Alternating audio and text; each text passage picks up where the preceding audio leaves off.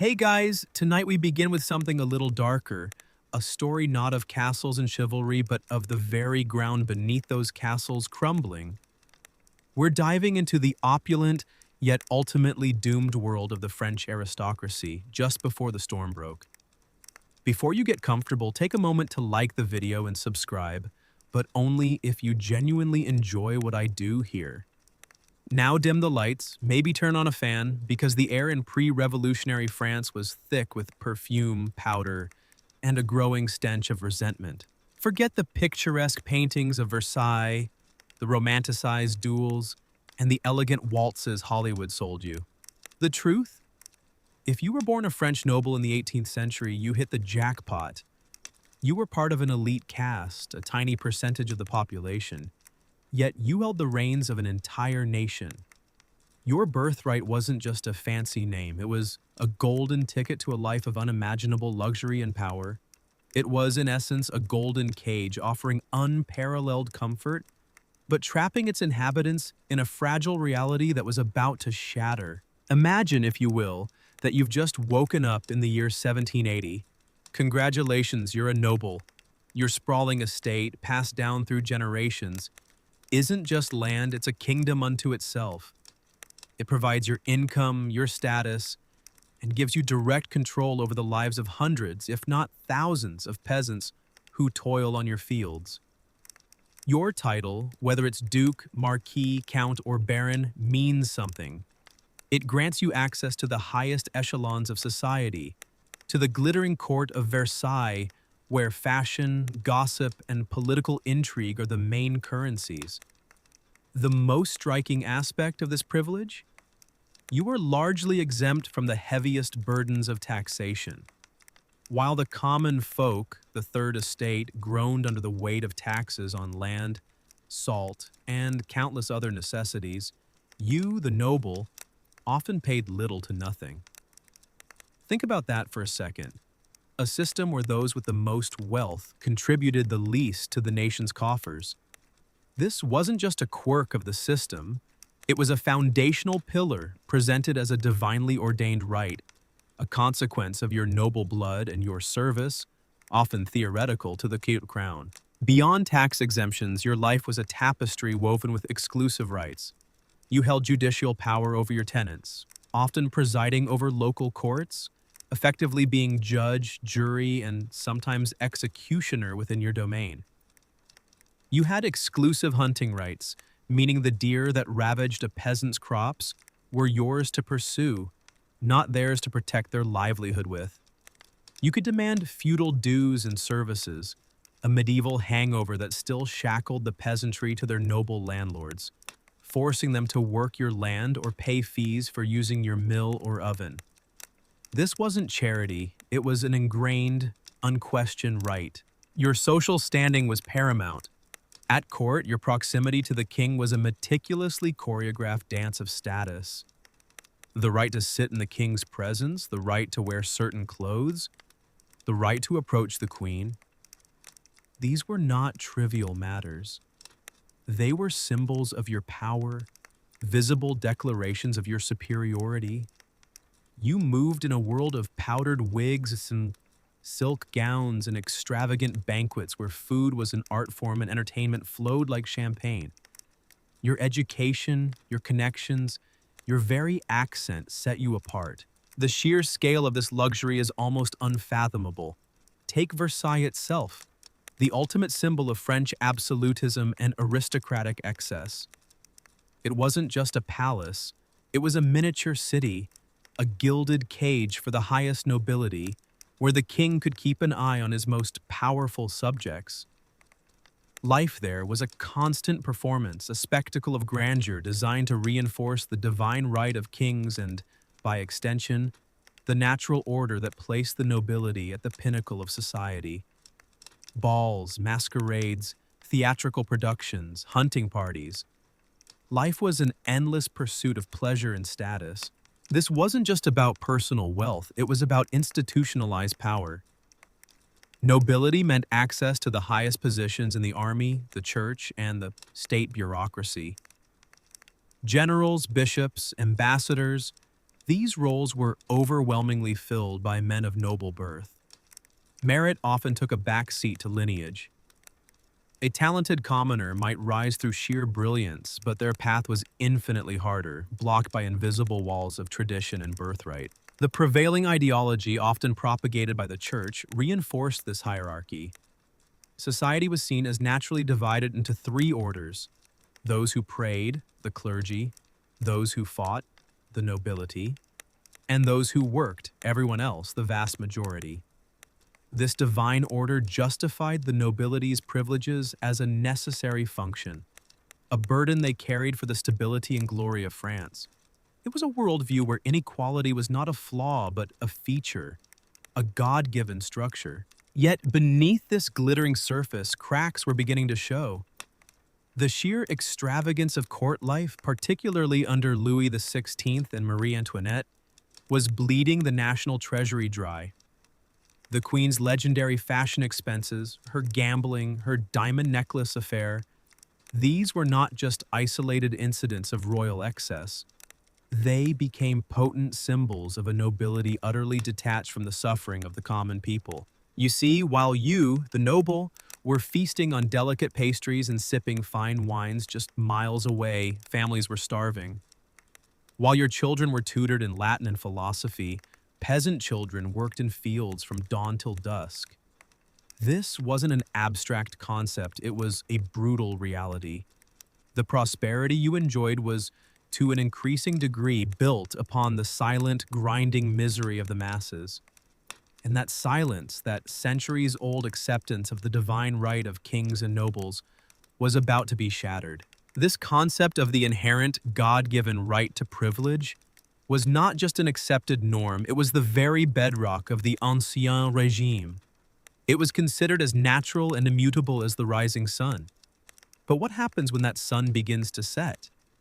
What happens when those who bear the heaviest burdens decide that the rights of birth are nothing more than the wrongs of oppression? How do these privileges, once seen as sacred, transform into an accusation, a mark of treason, and ultimately a death warrant? When did this golden age of the aristocracy begin to darken, irrevocably and violently? The answer, my friends, lies not in a single event, but in the slow, agonizing buildup of resentment, a simmering rage that would eventually boil over. And this is just the opulent prelude. The true story of how privilege became a crime, how the gilded cage transformed into a guillotine, is just beginning. The seeds of resentment. All right, so we've established the golden, albeit illusory, world of the French aristocracy. A world where birthright was currency, privilege was a given, and luxury was a lifestyle. But every gilded cage casts a long shadow. And in France, that shadow was growing darker and more dangerous with each passing year. Tonight, we're going to dig into the seeds of resentment, the fertile ground where discontent began to bloom, eventually choking out the very idea of aristocratic privilege. Imagine stepping out of that glittering ballroom at Versailles, out of the perfumed air and into the dusty, cramped streets of Paris, or even worse, the muddy paths of the rural countryside. The contrast wasn't merely stark, it was an insult to human dignity. While you, the noble, dined on multiple courses, the average French family scraped by on coarse bread. And often, not enough of that. While your clothes were silk and velvet, theirs were rough wool, patched and repatched until they were threadbare. The gap between your lavish comfort and their brutal struggle wasn't just wide, it was a chasm, and it was deepening. The French population, particularly the Third Estate, which comprised everyone from the wealthiest merchants to the poorest peasants, was carrying the entire financial burden of the nation. The nobility and the clergy, the so-called First and Second Estates, enjoyed vast tracts of land and immense wealth, yet were largely exempt from the most onerous taxes like the taille, a direct land tax, and the gabelle, the hugely unpopular salt tax. Think about it. The very people with the least capacity to pay were forced to pay the most, while those rolling in wealth contributed a pittance. This wasn't just unfair, It was an existential threat for many. A bad harvest, a slight increase in the price of bread, and an entire family could face starvation. Now, it wasn't just the economic disparity that fueled the fire, it was the absolute lack of social mobility. If you were born a peasant, you died a peasant. If you were born into a merchant family, you might accumulate wealth, but you would never truly belong to the esteemed circles of the nobility. The best government positions, military commands, and ecclesiastical appointments were almost exclusively reserved for the aristocrats. Your talent, your intellect, your ambition often meant little if you didn't have the right lineage. This rigid social structure wasn't just frustrating, it bred a deep sense of injustice. But then, a new kind of light began to pierce through the darkness of this ancient regime, the Enlightenment.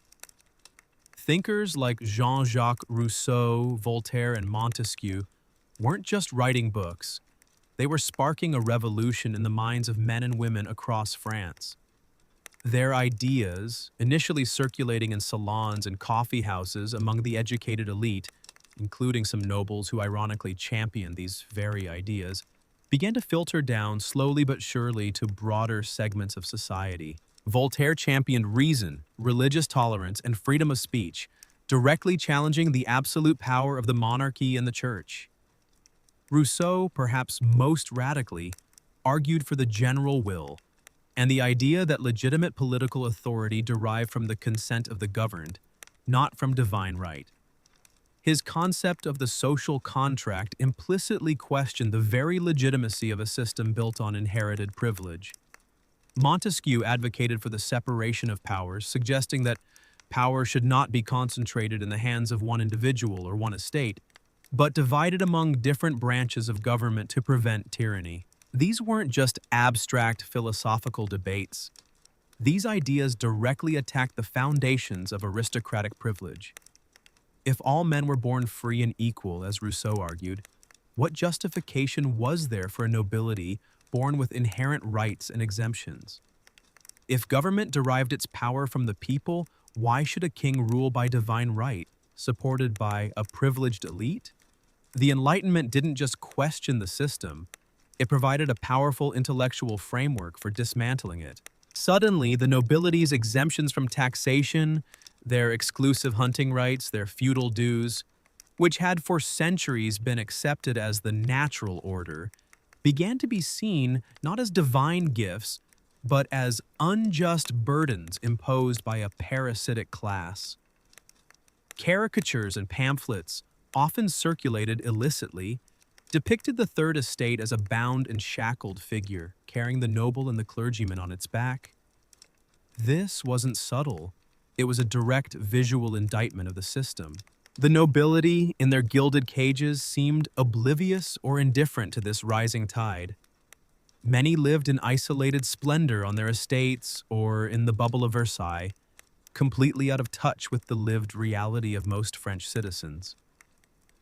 Marie Antoinette's infamous and likely apocryphal quote, "Let them eat cake," perfectly encapsulates this perceived aristocratic arrogance and detachment. Whether she said it or not, the fact that people believe she said it speaks volumes about the popular perception of the monarchy and the nobility. The French economy was also a ticking time bomb. Decades of expensive wars, particularly the costly involvement in the American Revolutionary War, had plunged the state into deep debt. The king's attempts to raise taxes or implement reforms were consistently thwarted by the entrenched interests of the nobility and the clergy, who clung fiercely to their exemptions. They would not budge, even as the nation teetered on the brink of financial collapse. Each failed reform attempt only highlighted their selfishness and their unwillingness to sacrifice for the common good. Furthermore, the American Revolution itself served as a potent example.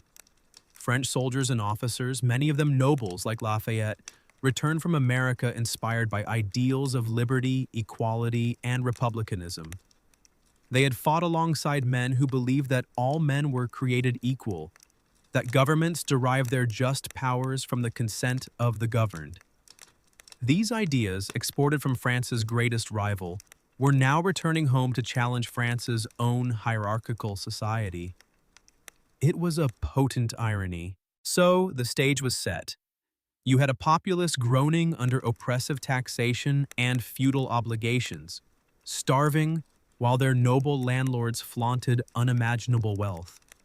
You had an intellectual movement systematically dismantling the very philosophical underpinnings of aristocratic power. And you had a government teetering on the edge of bankruptcy, unable to reform itself due to the very intransigence of the privileged classes. Privilege was no longer viewed as an ilahi lutuf, a divine blessing, but as a profound injustice built upon the backs of the suffering populace. The divine right to rule, the inherited status, the tax exemptions, the exclusive rights, all were being reevaluated through the lens of reason and human rights. And in that reevaluation, they were found wanting, desperately wanting. This wasn't just about economic hardship, it was about a fundamental shift in perception. The very legitimacy of the nobility's existence in its current form was being challenged. The common people were beginning to see the king and his nobles not as benevolent protectors, but as oppressors. The seeds of resentment were sown deep and wide. They germinated in the squalor of peasant villages, in the bustling marketplaces of cities, and in the enlightened salons of Paris. They grew from economic despair, social rigidity, and intellectual ferment. And they were about to bear a terrible, bloody fruit. The old order was about to be violently shaken, and the breaking point was drawing near. How did this deep-seated resentment transform into outright rebellion? And how did being a noble transition from a mark of honor to an accusation? That, my friends, is the story of our next segment, the breaking point, from privilege to accusation. We've seen the gilded cage of aristocratic life and explored the fertile soil of resentment where enlightenment, ideas, and economic hardship intertwined. Now we arrive at the pivotal moment, the thunderclap that ripped through the fabric of French society, the breaking point, from privilege to accusation. This is where the abstract ideals of liberty met the concrete reality of an oppressed populace, and the very concept of being a noble transformed from an inherent right into an indictment. The year is 1789. France is a powder keg. The state is bankrupt, largely thanks to the nobility's refusal to give up their tax exemptions. King Louis XVI, desperate for a solution, takes the unprecedented step of calling the Estates General a representative assembly of the three estates, which hadn't met in 175 years. This was meant to be a way to legitimize new taxes, but it became the unintentional catalyst for revolution. The initial composition of the Estates General mirrored the old order: the first estate, clergy; the second estate, nobility; and the third estate, everyone else. Each estate traditionally received one vote. The problem? The third estate represented over 95% of the population, yet their single vote could always be outvoted by the combined votes of the privileged clergy and nobility. This was a direct insult, a blunt reaffirmation of aristocratic power over the will of the vast majority. The third estate, emboldened by Enlightenment ideas and the sheer weight of popular support, demanded double representation and voting by head, not by estate. When the king and the privileged orders refused, the third estate took a monumental step. On June 17, 1789, they declared themselves the National Assembly, claiming to represent the true will of the nation. This was an act of pure defiance, a direct challenge to the legitimacy of both the monarchy and the aristocratic system. Then came the iconic tennis court oath on June 20th, where members of the National Assembly swore not to disband until they had drafted a new constitution. This wasn't just a political maneuver, it was a symbolic rejection of aristocratic authority and a declaration of popular sovereignty. The power was shifting rapidly and violently from the hereditary elite to the collective will of the people. But the real breaking point, the moment that ignited the flames of revolution in the streets, occurred on July 14, 1789, with the storming of the Bastille. The Bastille wasn't just a prison, It was a hated symbol of royal despotism and aristocratic oppression. Its fall was more than a military victory, it was a visceral, bloody assertion of popular power. The streets of Paris, once buzzing with discontent, now erupted in open rebellion. The heads of the Bastille's governor and the city's mayor, paraded on pikes, sent a chilling message. The old order could bleed, it could fall, and those who upheld it were no longer untouchable. This event plunged France into what became known as the Great Fear, La Grande Peur. Throughout the countryside, peasants, long suffering under feudal obligations and aristocratic abuses, rose up. They attacked chateaux, burned feudal records, the very documents that legitimized the nobles' land ownership, and demanded their dues. This wasn't a coordinated military campaign. It was a spontaneous, widespread explosion of long-suppressed rage. For generations, the nobility had enjoyed their lands and their rights. Now, those very lands and rights were under direct assault. Faced with this nationwide uprising, and with many liberal-minded nobles genuinely concerned about the chaos, the National Assembly took another radical step on the night of August 4th, 1789. In a dramatic session fueled by a mixture of genuine idealism and fear, they decreed the abolition of feudalism. Tithes were abolished. Venality, the buying and selling of offices, was ended. And critically, the special privileges of the nobility, their exclusive hunting rights, their manorial courts, their tax exemptions, were formally abolished. This was revolutionary. In one night, centuries of aristocratic privilege enshrined by tradition and law were wiped away. Being a noble no longer meant inherent superiority. It meant being, in theory, just another citizen. This was the moment privilege began its irreversible slide towards accusation. The revolution declared that all citizens were equal before the law and that access to public office should be based on merit, not birth. The shift was palpable. Prior to 1789, being a noble gave you prestige, power, and protection. After August 1789, while the titles themselves weren't yet fully outlawed, the advantages they conferred were stripped away. More importantly, the perception of the nobility changed fundamentally. They were no longer seen as the natural leaders of society, but as a parasitic class whose privileges had been unjustly maintained at the expense of the nation. As the revolution progressed, this perception intensified. Many nobles, horrified by the turn of events and fearing for their lives, began to flee France, becoming émigrés. They sought refuge in neighboring countries, lobbying foreign monarchs to intervene and restore the old order. This act of emigration sealed their fate in the eyes of the revolutionaries. If you left France, you were no longer just a privileged person. You were a traitor, a counter-revolutionary, actively plotting against the nascent republic. The king himself, Louis XVI, further eroded the nobilities and his own legitimacy with his attempted flight to Varennes in June 1791. This act of perceived betrayal cemented the idea that the monarchy and the aristocracy were irredeemably opposed to the will of the people. The trust was gone. The respect had evaporated. By 1792, with France at war with Austria and Prussia, the rhetoric against the nobility escalated dramatically. Any noble, particularly one suspected of having ties to the émigrés or foreign enemies, became an immediate target. The term aristocrat itself became a pejorative, synonymous with enemy of the people and a traitor. Consider the atmosphere. Foreign armies, many led or influenced by exiled French nobles, were marching towards Paris, threatening to crush the revolution and restore the monarchy. Inside France, economic hardship persisted and radical factions were gaining strength. In this climate of fear and paranoia, the presence of a noble, with their past allegiances and potential connections, was no longer just a social anachronism, it was a national security threat. The prisons began to fill with suspected royalists and aristocrats. The September massacres of 1792, where frenzied mobs broke into prisons and slaughtered thousands of inmates, including many nobles and clergy, offered a terrifying glimpse of the bloody chaos to come. It was a clear, brutal message.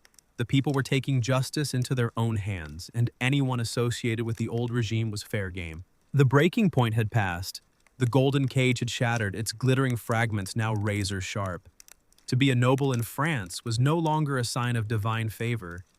It was fast becoming a mark of suspicion, a whispered accusation, and a prelude to something far more sinister. The stage was set for an even darker chapter where privilege would not merely be an accusation but a capital offense. The Reign of Terror, privilege as a capital offense. We've witnessed the breaking point, the moment the French Revolution moved from challenging privilege to outright abolishing it, culminating in the terrifying events of 1789 to 1792. But as dramatic as those years were, they were merely the prelude to the true storm, a period where being a noble wasn't just an accusation, but often a death sentence. Tonight, we plunge into the Reign of Terror, privilege as a capital offense. This is where the revolution, fueled by paranoia and radical ideology, devoured its own, and the guillotine became the ultimate arbiter of social justice. By 1793, France was in chaos. External enemies, including Austria, Prussia, Britain, and Spain, were arrayed against the young republic. Internally, counter-revolutionary revolts flared up in regions like the Vendée. The economy was still struggling, and political factions within the National Convention were locked in a deadly struggle for power. In this crucible of fear and existential threat, a new, ruthless force emerged, the radical Jacobins, led by the enigmatic and unyielding Maximilien Robespierre. Robespierre and his allies believed that the revolution was in mortal danger, threatened by enemies both within and without. Their solution: to purge France of all enemies of the revolution, regardless of their actual actions, through systematic terror. And at the top of the enemy list, often without proof of actual wrongdoing, were the nobles. Their very existence, their past status, their family names, became sufficient proof of their guilt. The instrument of this new justice was the Committee of Public Safety, effectively a wartime cabinet with immense executive powers dominated by Robespierre.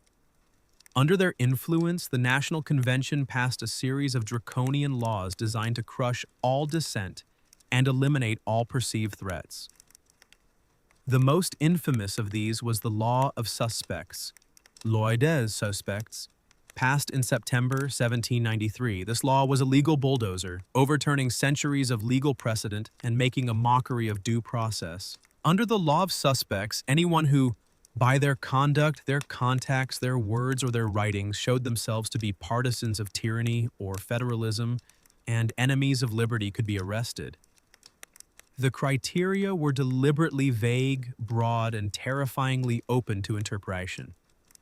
More chillingly, the law specifically targeted those who could not justify their means of existence or the accomplishment of their civic duties, and those to whom certificates of civism have been refused. For nobles, who often derive their income from inherited wealth rather than justifiable work, and whose traditional loyalties were now suspect, this law was a direct bullseye. To be a noble, or even to have noble ancestry, became a primary reason for suspicion. Your past was your crime. Your lineage was your indictment. You didn't have to actively plot against the revolution. Merely existing as a former aristocrat made you a suspect. The legal system was streamlined for efficiency, not justice. The Revolutionary Tribunal, established in Paris, conducted swift, often summary trials. Defense attorneys were restricted, evidence was often circumstantial, and the verdicts were overwhelmingly guilty. The only two outcomes for the accused were acquittal or death. And during the height of the terror, acquittals were rare. The sheer scale of the executions was horrifying. From June 1793 to July 1794, an estimated 17,000 people were officially executed across France after trials, with possibly 10,000 more dying in prison or without formal judgment. And a disproportionate number of these victims were indeed nobles. The guillotine, once introduced as a more humane method of execution, became the chilling symbol of the revolution's uncompromising will. Its blade fell relentlessly, day after day, in public squares across France, particularly in Paris. Think of the most prominent noble victims. Marie Antoinette, the Queen, a living embodiment of the lavish Ancien Régime, was put on trial in October 1793. Stripped of all her former glory, dressed plainly, she faced accusations ranging from treason to incest. Her trial was a political spectacle designed to destroy the last vestiges of monarchical legitimacy. Her execution was met with cheers from the Parisian crowds.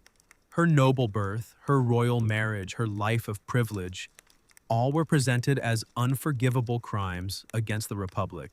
Then there was Madame du Barry, the famously extravagant mistress of Louis XV. Despite having largely retired from public life, her connection to the monarchy, her immense wealth, and her perceived frivolity sealed her fate. She was arrested, tried, and executed, her pleas for mercy falling on deaf ears. For the Jacobins, her very existence was a reminder of the tyranny they had overthrown. Lesser-known nobles, too, faced the same brutal end. The Duc d'Orléans, a cousin of the king who had actually supported the revolution and even voted for the king's execution, changed his name to Philippe Égalité. Yet, even his fervent revolutionary credentials could not save him when suspicion turned his way. His noble birth, ultimately, outweighed his actions in the eyes of the Committee of Public Safety. He, too, ascended the scaffold. The terror wasn't just about public executions, it was about instilling pervasive fear. For any noble who remained in France, life became a constant tightrope walk. You couldn't trust your neighbors, your servants, or even sometimes your own family members, as accusations often came from unexpected quarters. To be identified as an aristocrat, even subtly, could be fatal. People changed their names, burned their family documents, and adopted working-class mannerisms to blend in. The very markers of their former identity became dangerous liabilities. The goal was not just to punish individuals, but to eradicate the entire concept of a hereditary elite. Nobility, once the highest social aspiration, was now the deepest social stain. Robespierre's vision was for a republic of virtue, where corruption, greed, and privilege had no place. In this radical new order, the continued existence of anyone associated with the old regime, particularly its most prominent beneficiaries, was seen as an impediment to true liberty and equality. This was the absolute nadir for the French nobility. Their homes were ransacked, their possessions confiscated, their titles mocked, and their lives extinguished. The privilege of birth had, in the space of a few short years, become the ultimate capital offense, punishable by the cold, impartial blade of the guillotine. The Reign of Terror, however, was a fire that consumed itself. The radicalism escalated to such a degree that even many revolutionaries began to fear for their own lives. Robespierre himself, the architect of the terror, eventually fell victim to the very system he created, sent to the guillotine in July 1794. His death brought an end to the most intense phase of the terror, but not before it had fundamentally reshaped the landscape of French society and irrevocably redefined the meaning of nobility. The systematic targeting, the swift trials, the public executions. This was how the concept of privilege was not just challenged, but brutally, completely, and irrevocably criminalized. But what happened to those who survived? What became of the countless noble families who didn't face the guillotine but were instead forced into exile or lived in constant fear? That harrowing story is next. The noble's darkest hour, exile, execution, and eradication. We've journeyed through the opulence of the Ancien Régime, witnessed the slow burn of resentment, and endured the chilling brutality of the Reign of Terror, where privilege became a capital offense. Now we arrive at the full, agonizing reality of the noble's darkest hour, exile, execution, and eradication. This is the story of how an entire social class, once at the apex of power, was systematically dismantled, forced to flee, stripped of their wealth, or utterly destroyed. For many nobles, the first sign of trouble was enough. Even before the full fury of the terror, sensing the rising tide of discontent after the storming of the Bastille, thousands began to flee France. These were the émigrés, a tide of aristocrats, high-ranking clergy, and royalists who sought refuge in neighboring countries like Austria, Prussia, and Great Britain. Their departure wasn't seen as an act of self-preservation by the revolutionaries. It was seen as an unforgivable act of betrayal and abandonment of the nation. Imagine being one of these émigrés. You once held vast estates, enjoyed immense wealth, and commanded respect.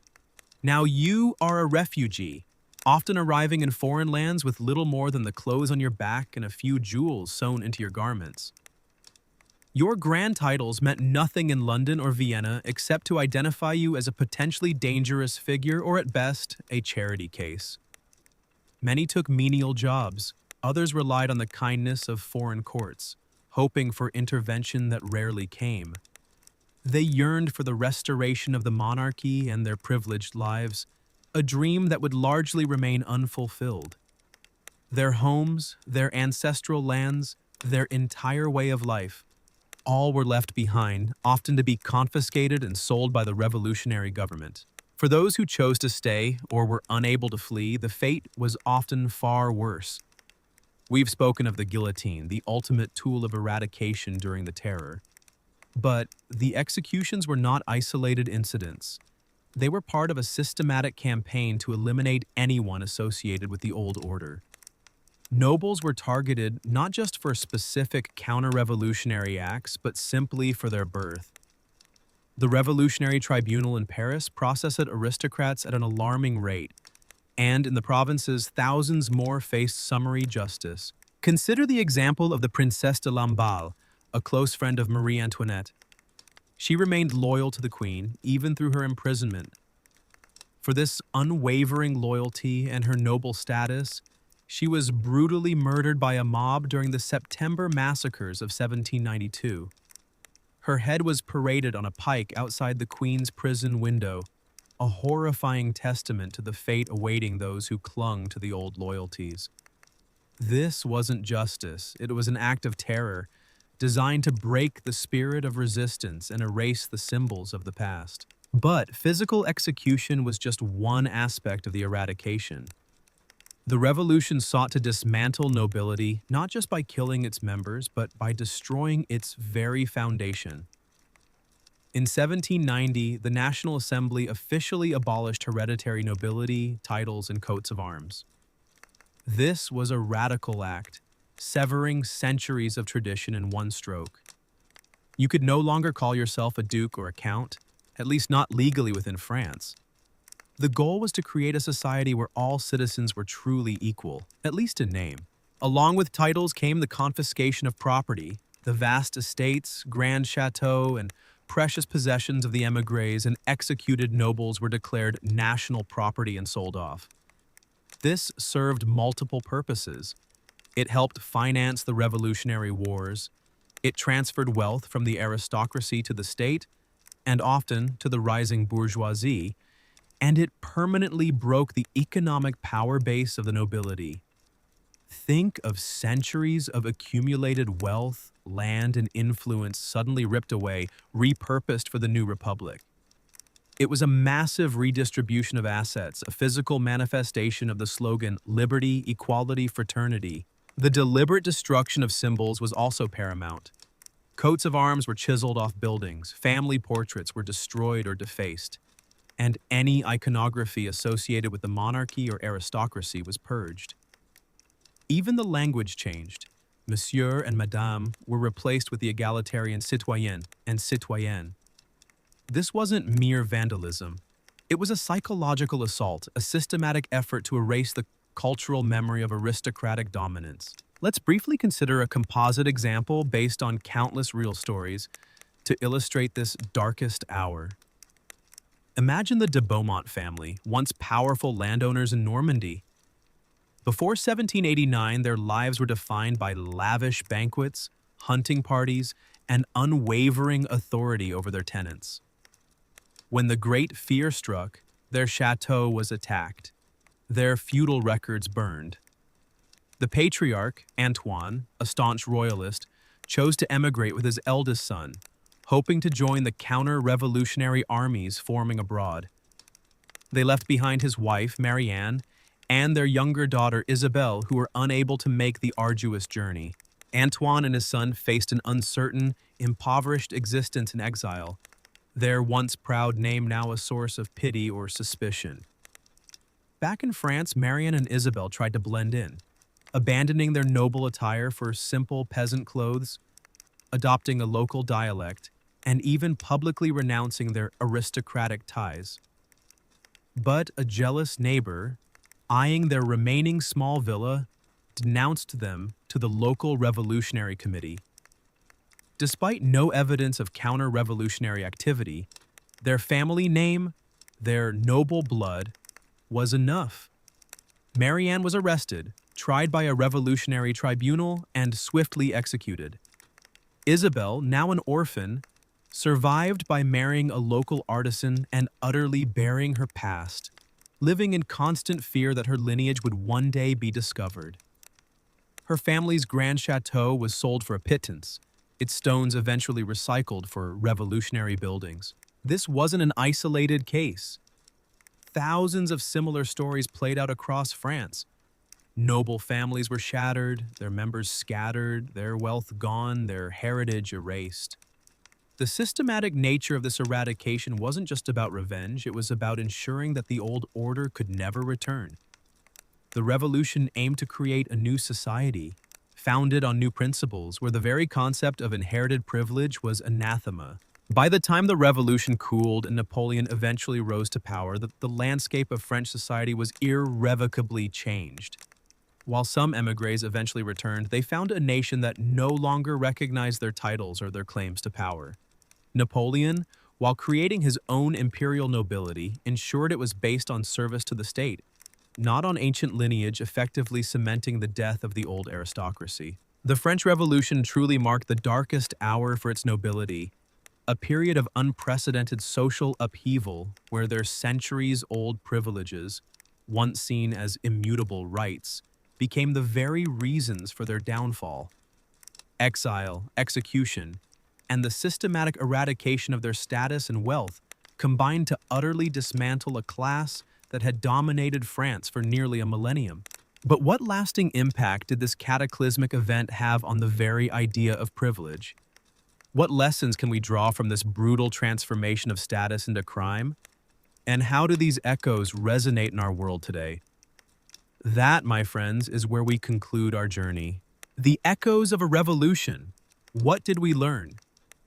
We have traced the dramatic, often brutal trajectory of privilege in revolutionary France, from the height of opulence and unquestioned right, through mounting resentment, to its grim transformation into a capital offense, culminating in the systematic eradication of a social class.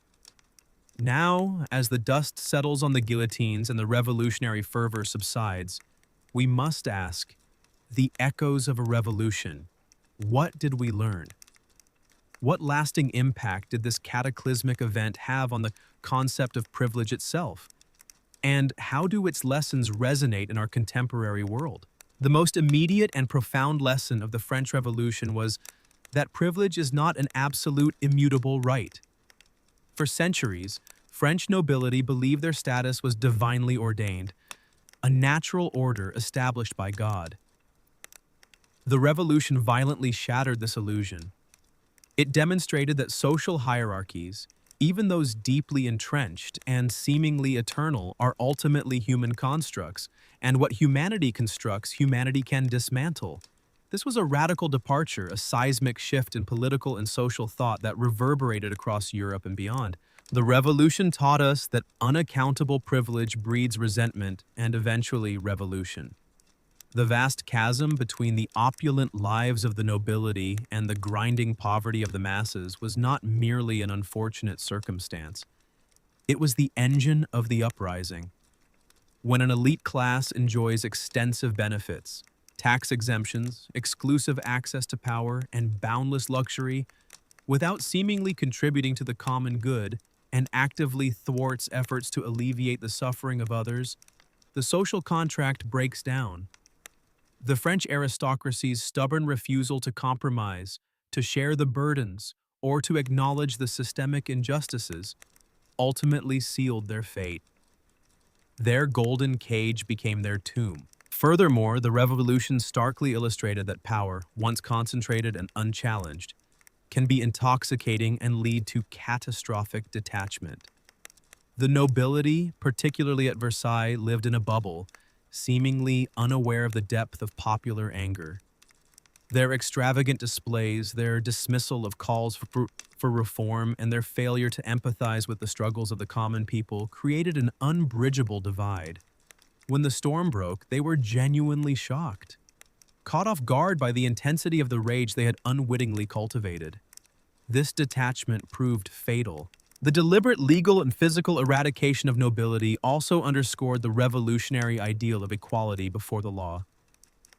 While the terror itself was a perversion of justice, the underlying principle that no one, regardless of birth, should be above the law was a powerful and enduring legacy. The abolition of titles, the confiscation of property, and the opening of public office to merit rather than lineage were all attempts to level the playing field, to create a society where an individual's worth was determined by their actions, not their ancestors. Though imperfectly implemented, this aspiration continues to shape modern liberal democracies. The French Revolution also revealed the inherent dangers of unfettered popular rage and the descent into ideological extremism. While the initial phases of the revolution were driven by noble ideals, the Reign of Terror showed how quickly those ideals could be corrupted by paranoia, fear, and the thirst for ideological purity. When privilege became a capital crime, the definition of privilege expanded, often consuming even those who had initially supported the revolution.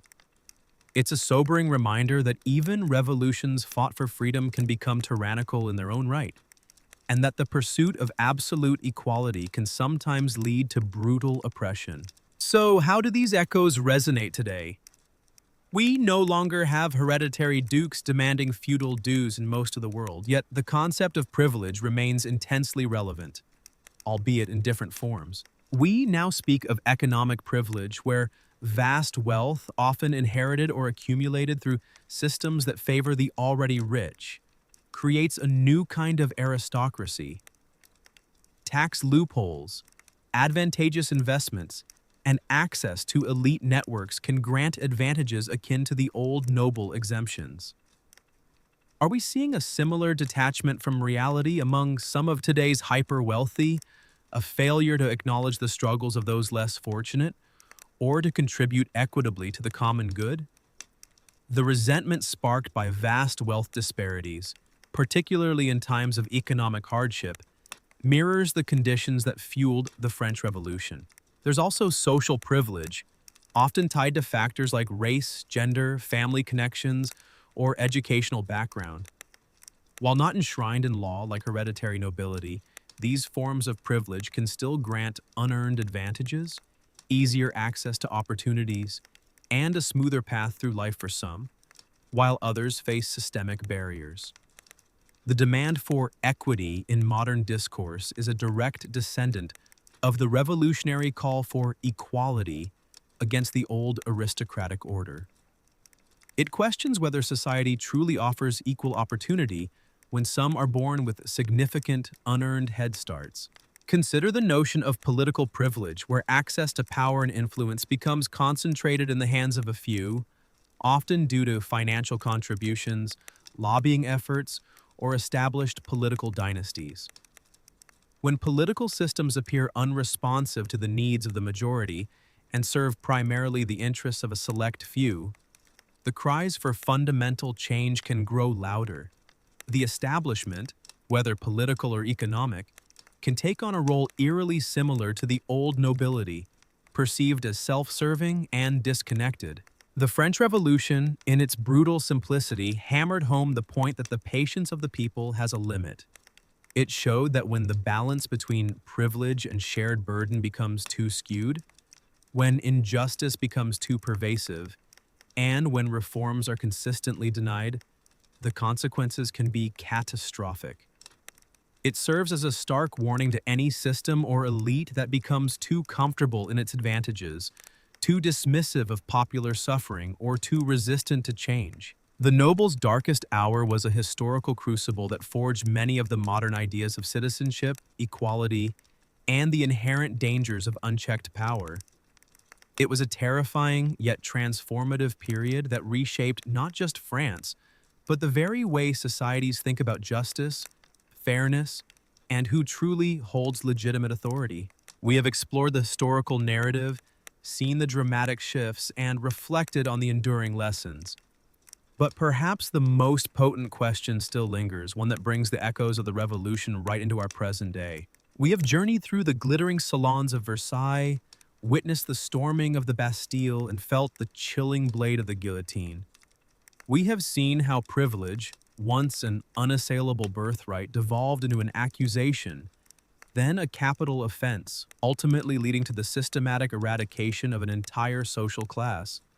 The French Revolution stands as a monumental testament to the volatile nature of social hierarchies and the perilous consequences of unchecked, unaccountable power. The echoes of that revolution still reverberate, reminding us that no system, no elite, no inherited advantage is immune to the forces of change when inequality becomes too vast and the cries for justice too loud.